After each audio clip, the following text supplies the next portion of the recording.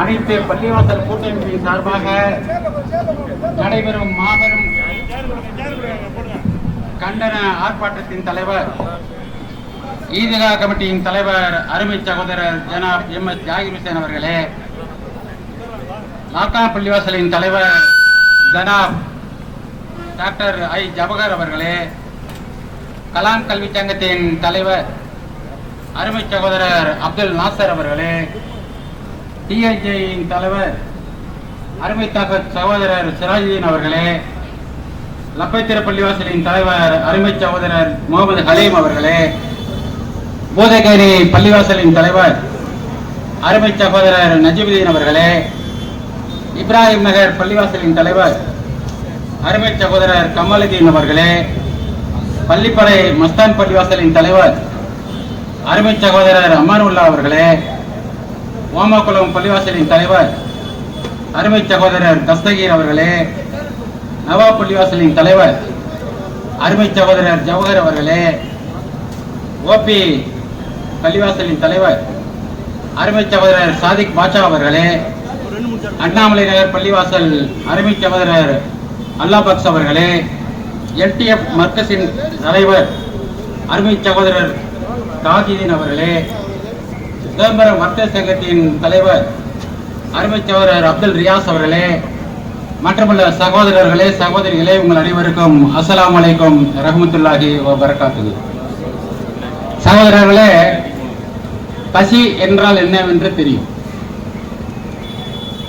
பசி எழுத்த மாதிரி பிரியாணி இருந்தா கூட பசி இருந்தாதான் சாப்பிட முடியும், பசி இல்லைன்னா சாப்பிட முடியும். ஆனா பசி சாப்பிடுவதற்கு ஒன்றும் இல்லாமல் அவர்கள் சாப்பிட முடியாமல் இருந்தால் அதற்கு பெயர் பட்டினி. பசி என்பது வேறு, பட்டினி என்பது வேறு. சாப்பிடுவது உங்கள் செயல், அதை ஜீரணம் செய்வது இறைவன் செயல். அதை ஜீரணம் செய்யவில்லை என்றால் மீண்டும் உங்களுக்கு பசிக்காது. கட்டில் வாங்கலாம், மெத்த வாங்கலாம், தூக்கத்தை உங்களால வாங்கவே முடியாது, அது இறைவன் செயல். இதை ஏன் இங்க சொல்றேன்னாக்கா, இந்த பட்டினி நேரத்தில் இந்த ஆர்ப்பாட்டம் நடக்குது. ஏன்னா இந்த பட்டியலில் போய் இந்த ஆர்ப்பாட்டத்தை போட்டிருக்கீங்க, எப்படி இதுல கலந்துகிறது? சகோதரர், ஒரு நினைவில் வைத்துக் கொள்ளுங்கள். இஸ்லாத்தின் முதல் யுத்தம் பத்ர் யுத்தம். பத்ர் யுத்தம் நடந்தது எப்போது தெரியுமா உங்களுக்கு? ரம்ஜான் மாதம். ரம்ஜான் மாதத்தில் நோன்பு வைத்துக் கொண்டு சஹாபாக்கள் போரிடுகிறார்கள். காபிர்கள் சாப்பிட்டு விட்டு போரிடுகிறார்கள். ஆகவே பட்டினியில் இன்றைக்கு வாடிக்கொண்டிருக்கக்கூடிய பாலஸ்தீன மக்களுக்காக, காசா மக்களுக்காக, இன்றைக்கு சிதம்பரம் நகரிலே இருக்கக்கூடிய அனைத்து பள்ளிவாசலின் தலைவர்கள், ஜமாத்தர்கள் அப்படியே இங்க போராடுவது என்பது மிக சிறப்பானது என்பதை இந்த சந்தர்ப்பத்திலே தெரிவித்துக் கொள்கிறேன். சகோதரர், ஒரு விஷயத்தை நீங்கள் கவனத்தில் வைத்துக் கொள்ள வேண்டும். 1945க்கு முன்பாக இருக்கக்கூடிய உலக மேப்பை நீங்கள் எடுத்து பார்த்தால் இஸ்ரேல் என்ற நாடு அந்த மேப்பில் இருக்காது. அந்த மேப்பில் பாலஸ்தீனம் என்ற நாடு மட்டும்தான் இருக்கும், இஸ்ரேலே கிடையாது. இஸ்ரேல் என்ற நாடு 1948 பாலஸ்தீன மக்களிடமிருந்து அபகரித்து கொடுக்கப்பட்ட நாடு இஸ்ரேல். இது எப்படி அந்த பாலஸ்தீனத்துள்ள இஸ்ரேல் எப்படி வந்தான்? யூதர்கள் எப்படி வந்தார்கள்? யூதர்களுக்கு என்று சொந்த நாடு கிடையாது. யூதர்கள் அனைத்து நாடுகளிலும் வசித்தார்கள். ரஷ்யாவில் வசித்தார்கள், அரபு நாடுகளில் வசித்தார்கள், மக்காவில் வசித்தார்கள், மதீனாவில் வசித்தார்கள், ஐரோப்பிய நாடுகளில் வசித்தார்கள், உலகம் முழுவதும் வசித்தார்கள். உலகிலே மிக மிக சிறுபான்மை மக்கள் யார் என்று கேட்டால் யூதர்கள். ஆனால் இன்றைக்கு உலகிலேயே 200 கோடி முஸ்லிம்கள் இருக்கக்கூடிய முஸ்லிம் சமுதாயத்தைச் சேர்ந்த காசா மக்களை 2 ஆண்டுகளாக பட்டினியாலும், போரிலாலும், முண்டுகளாலும், விமானங்களாலும் கொன்று கொண்டிருக்கக்கூடிய ஒரு நாடுதான் இன்றைக்கு இஸ்ரேல். உலகிலே இருக்கக்கூடிய 196 நாடுகளில் 150 நாடுகள் பாலஸ்தீனத்தை ஆதரிக்கிறது. பாக்கி அமெரிக்கா என்ற நாடு தன்னுடைய வீட்டு அதிகாரத்தை வைத்துக் கொண்டு இஸ்ரேலுக்கு இன்றைக்கு ஆதரவாக இருந்து கொண்டிருக்கிறார்கள். இந்த 20 மாதங்களாக இந்த 20 மாதங்களாக நடைபெறக்கூடிய இந்த போரில்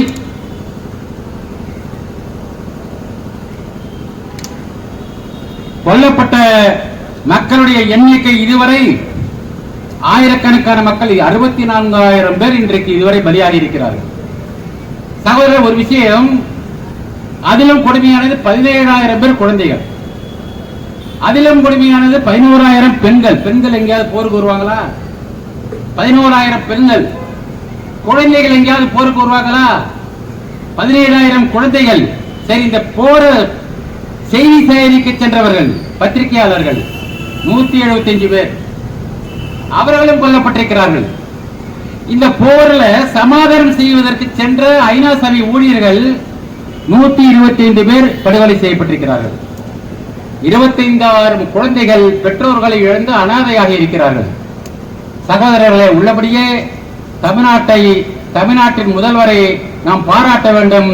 கடந்த 8ஆம் தேதி சென்னையிலே மார்க்சிய கம்யூனிஸ்ட் கட்சியின் சார்பாக இஸ்ரேலுக்கு எதிராக பாலஸ்தீனத்துக்கு ஆதரவாக நடைபெற்ற ஆர்ப்பாட்டத்தில் கலந்து கொண்ட முதல்வர் ஸ்டாலின் அவர்கள் வருகின்ற 14ஆம் தேதி கூடக்கூடிய சட்டசபையில் பாலஸ்தீனத்திற்கு ஆதரவாக ஒருமனதாக தீர்மானம் நிறைவேற்றப்படும் என்ற உறுதிமொழியை தந்திருக்கிறார்கள்.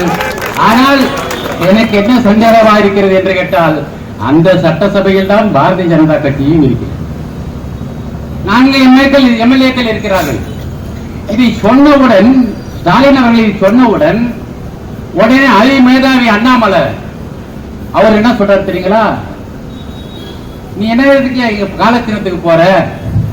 இங்க இருக்கிற கரூர் ஒப்பிப்பாரு, இங்க இருக்கிற கள்ளக்குறிச்சி ஒப்பிப்பாரு, 2 ஐபிஎஸ் ஏற்படுத்திட்டாரு அவரு. இத மாதிரி ஒரு முட்டாளை நீங்கள் உலகத்தில் பார்க்கவே முடியாது. கரூர் சம்பவம் ஒரு ஆக்சிடென்ட், விபத்து, திட்டமிட்டு செய்வதல்ல. கள்ளக்குறிச்சி சம்பவம் சாராய சாவு ஒரு ஆக்சிடென்ட், விபத்து, திட்டமிட்டு செய்ததல்ல. ஆனால் இன்றைக்கு நடைபெறக்கூடிய பாலஸ்தீனத்தில் காசாவில் நடைபெறக்கூடிய யுத்தம் திட்டமிட்டு இஸ்ரேலால் செய்யக்கூடியது. சகோதரர்களே, நீங்கள் கூட நினைக்கலாம், முதல்ல காசா மக்கள் தானே, பாலஸ்தீனர்கள் தானே, ஹமாஸ் தானே இஸ்ரேல் உள்ளே நுழைந்து அங்கே இருப்பவர்களை கொன்று விடுதலை செய்து கொண்டு போனார்கள் என்று சொல்லலாம். தோழர்களே, சகோதரர்களே, ஒன்றை நீங்கள் நினைவுறுத்திக் கொள்ளுங்கள். இந்திய விடுதலை போராட்டம் 2 விதமாக நடந்தது. ஒன்று மகாத்மா காந்தி தலைமையில் அகிம்சை வழியில் நடந்தது. கத்தியை எடுக்கவில்லை, துப்பாக்கியை எடுக்கவில்லை, பீரங்கியை எடுக்கவில்லை, எதுவும் எடுக்காமல் போரிட்டவர் மகாத்மா காந்தி அவர்கள். ஆனால் அவரை ஏற்றுக்கொள்ளவில்லை யார்? நேதாஜி சுபாஷ் சந்திர போஸ். அவர் ஆயுதங்களை எடுத்தார், ஜப்பானுக்கு சென்றார், சீனாவுக்கு சென்றார், பர்மாவிற்கு சென்றார், அனைத்து நாடுகளுக்கும் சென்ற மக்களை திரட்டி இந்திய தேசிய ராணுவத்தை நிறுவினார். ஆயுதத்தை எதிர்த்து போராடி அதை 2 வழியிலையும் விடுதலை பெற்றதுதான் இந்தியா. அந்த வகையில் ஹமாஸ் மக்கள், ஹமாஸ் போராளிகள் தங்களுடைய நாட்டின் விடுதலைக்காக போரிடுகிறார்கள். ஹமாஸ் வீரர்கள். சகோதரர்களே, நான் முன்பே குறிப்பிட்டது போல 1948க்கு முன்பு இஸ்ரேல் கிடையாது. 48க்கு முன்பு எப்படி இஸ்ரேல் உருவானது என்பதை சொல்கிறேன். 2ஆம் உலக போரில் ஜெர்மனி நாட்டின் அதிபன், சர்வாதிகாரி ஹிட்லர், அவன் என்ன பண்ணா? தன்னுடைய நாட்டில் இருந்த அனைத்து யூதர்களையும் கொலை செய்தான். தனித்தனியாக துப்பாக்கியால் சுட்டு கொல்ல முடியல, ரொம்ப பேர் இருக்கிறான், கஷ்டமா இருக்கு. ஒரு ஹால்ல விட்டு கதவெல்லாம் அடைச்சி விஷவாய உள்ள அனுப்பி யூதர்களை கொண்டான். யாரு? ஹிட்லர். அதை நாங்கள் அனைவரும் கண்டித்தோம். அன்றைக்கு உலக மக்கள் அனைவரும் யூதர்களை கொள்வதை கண்டித்தார்கள். அப்ப அவன் சொல்றான் பாருங்க, ஹிட்லர், நான் யூதர்களை கொள்கிறேன், நீங்கள் எல்லோரும் என்னை எதிர்க்கிறீர்கள், ஒரு 5% யூதர்களை நான் உயிரோடு விட்டு விடுகிறேன், பின்னாடி நீங்கள் சொல்வீர்கள் நான் அவர்களை கொன்றது சரிதான் என்று. யார் சொல்றா? ஹிட்லர். ஆனால் நாங்கள் அதை ஏற்றுக்கொள்ளவில்லை. யாரை யார் கொன்றாலும் நாம் ஏற்றுக்கொள்ள முடியாது. அது அன்றைக்கு ஐரோப்பாவில் இருந்து ஹிட்லர், ஜெர்மனியில் இருந்து வெளியேறிய யூதர்கள் பிரிட்டனுக்கு செல்கிறார்கள். ஹிட்லருக்கு பயப்படுறான், அவன் சேர்த்துக்க மாட்டான். பிரான்சுக்கு போறான், பிரான்ஸ் நாடு துரத்தி விடுகிறது. ஸ்பெயினுக்கு போறான், ஸ்பெயின் துரத்தி விடுகிறது, யூதர்களுக்கு அடைக்கலம் பெறவில்லை. இத்தாலிக்கு போகிறான், இத்தாலியா முசோலினி ஆட்சி, அடைக்கலம் பெறவில்லை. கிரேக்க நாட்டுக்கு செல்கிறார்கள் யூதர்கள், அடைக்கலம் கிடைக்கவில்லை. எத்தியோப்பியா பல்வேறு நாடுகளுக்கு செய்கிறார்கள். ஐரோப்பா முழுவதும் யூதர்களை யாருமே அடைக்கலம் தராத போது காலில் செருப்பு இல்லாமல், துணி இல்லாமல், மேலே சட்டை இல்லாமல் கால்நடையாக அவர்கள் வந்து சேர்ந்த இடம் பாலஸ்தீனம். பாலஸ்தீனத்திற்கு அவர்கள் வந்தபோது அன்று அடைக்கலம் தந்தவர்கள் பாலஸ்தீனர்கள், அரபிகள், முஸ்லிம்கள்.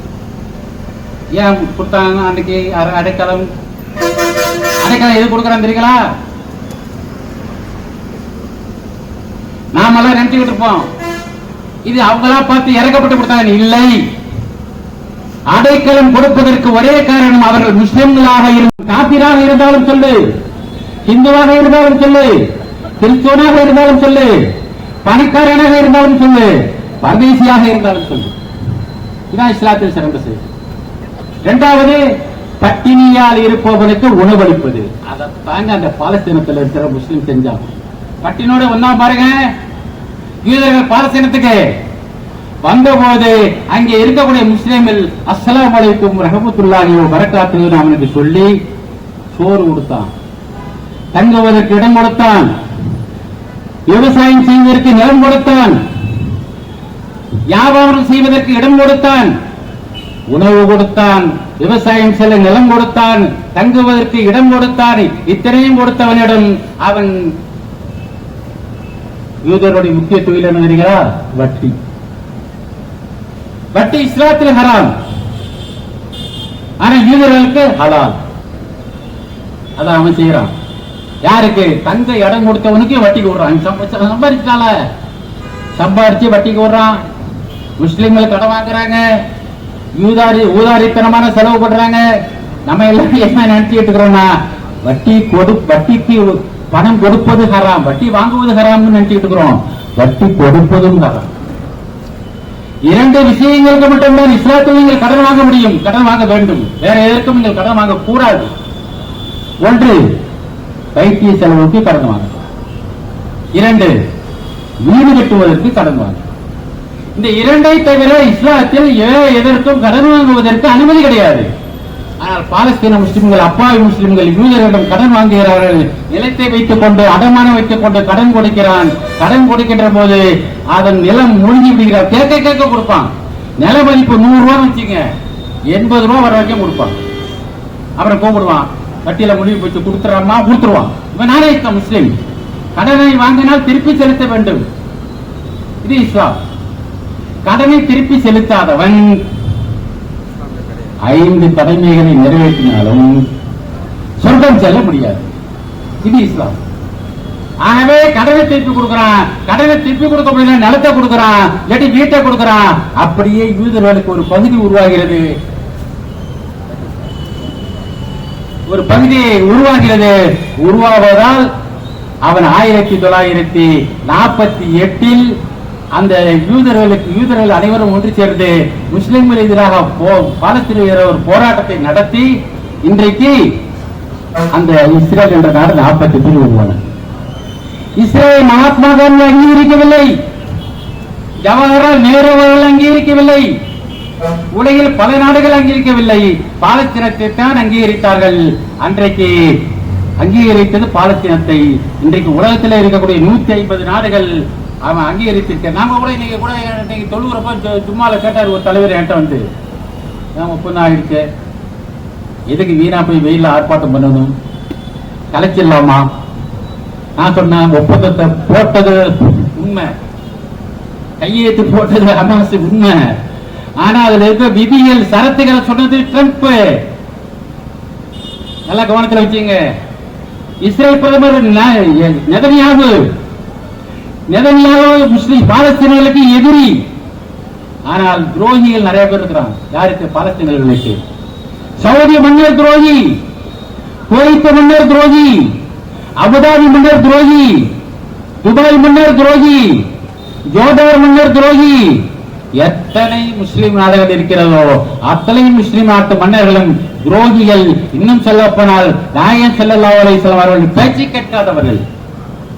நாயகம் ஸல்லல்லாஹு அலைஹி வஸல்லம் மதீனாவில் இறக்கும் திருவாயில் சஹாபாக்களும் மக்களும் கேட்கிறார்கள், அடுத்த கலிபா யார்? நான் சொல்ல மாட்டேன். நாயகம் சொல்றாங்க. அவர் சொன்ன யார சொல்லு, தன்னுடைய மருமகன் அலி பேரை சொல்லணும், அலி ரலியல்லாஹு பேரை சொல்லணும், அவருக்கு அலி பேரை சொல்லணும். அவர்தான் மருமகன், பாத்திமாவுடைய கணவர். நாயகம் ஸல்லல்லாஹு அலைஹி வஸல்லம் சொல்லவே இல்லையே, வாரிசை நியமிக்கவில்லையே. ஆனால் இன்றைக்கு அரபு மன்னருக்கு பையன் அடுத்த மன்னர், துபாய் மன்னருடைய அடுத்த பையன் மன்னர், பேரன் மன்னர், கொள்ளுப்பேர மன்னர், எள்ளுப்பேர மன்னர், வரிசைய வம்சமா வர்ற பரம்பரை ஆட்சி இஸ்லாத்தில் ஏற்றுக்கொள்ளப்பட முடியவில்லை. ஆகவே தோழர்களே, இன்றைக்கு நமக்கு எதிரி நெதன்யாகு, எதிரி ட்ரம்ப். ஆனால் துரோகிகள் அரபு நாட்டு மன்னர்கள் என்பதை இந்த சந்தர்ப்பத்தில் தெரிவித்து, நீங்கள் அனைவரும் வெயிலில் இருக்கிறீர்கள், ஏராளமான விஷயங்கள் பேச வேண்டி இருக்கிறது. ஆனால் நீங்கள் பட்டினியோடு இருக்கக்கூடிய இந்த நேரத்தில் போதும் என்று தெரிவித்து, இந்த காசா ஒப்பந்தத்தில் அநியாயமான சரத்துகள் இருக்கிறது. ஹமாஸ் ஆயுதங்களை விட்டு விட வேண்டும். உடனே பாருங்க, ஹமாஸ் ஆயுதத்தை விட்டணுமா? இஸ்ரேல் வச்சுக்கலாம், எங்கடா வச்சுக்கலாம், எல்லையோட வச்சுக்கலாம். நிர்வாகம் யார பண்ணுவா? ஐநா சபையால் நிர்ணயிக்கப்படக்கூடிய பொதுவான நாடுகள்லாம் சேர்ந்து ஒரு அரசாங்கத்தை. இந்தியாவுக்கு விடுதலை வேணும்னு சொல்ற போது யாரா இந்தியாவை அடுத்து ஆடுறது? நாங்க ஐநா சபையிலிருந்து ஒரு குரூப் அனுப்பி இந்தியாவை ஆட்சி செய்யணும்னு சொன்னா ஒத்துக்கோமா? நம்ம ஒத்துக்க முடியாது. ஆகவே தோழர்களே, இன்றைக்கு இந்த ஒப்பந்தம் என்பது ஒரு மோசடியான ஒப்பந்தம். தற்காலிகமாக இந்த போர் நின்றதிலே மகிழ்ச்சி. அந்த வகையில் இந்த போர் நிறுத்தத்தை நாம் ஆதரிப்போம். ஆனால் இந்த ஒப்பந்தத்தை, அநியாய ஒப்பந்தத்தை எதிர்ப்போம் என்று கூறி தந்த வாய்ப்புக்கு நன்றி முடித்துக் கொள்கிறேன். நன்றி. அஸ்ஸலாமு அலைக்கும் வரஹ்மத்துல்லாஹி வபரகாத்துஹு. இறுதியாக வர்த்தக சபை தலைவர் ரியாஸ் அவர்கள் நன்றி முடித்து வைப்பார்.